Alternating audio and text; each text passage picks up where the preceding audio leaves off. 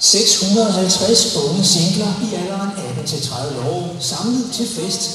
Det lyder umiddelbart som en løsluppen og sprængfarlig cocktail, men det behøver det ikke at være. Vi får ikke nogle unge mænd og unge piger, som der er ondt i hovedet dagen efter. De står op dagen efter, fordi festen slutter klokken 12.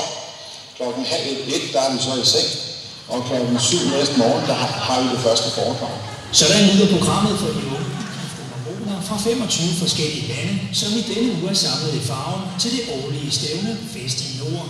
Og her bliver der festet helt uden alkohol, tobak eller andre rusmidler. Her er vi kommet sammen og holder socialt sammen, holder nogle fester og hygger sig sammen. Vi dyrker noget sport, som vi ser her bagved os. Så vi laver de her forskellige ting, så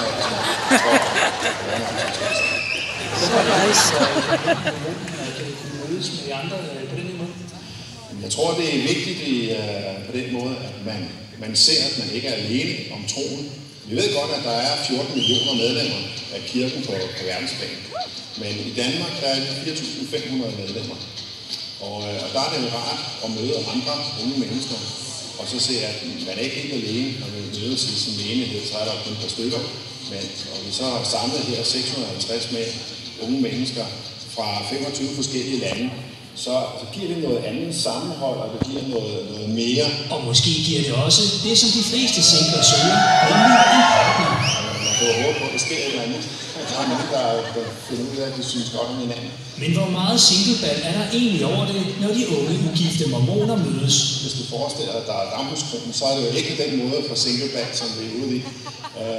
Der er nogle fester, hvor de kan lære hinanden at kende. Vi havde i skolegården herovre på skolen, der havde vi en fest mandag aften, og der var en fest tirsdag aften.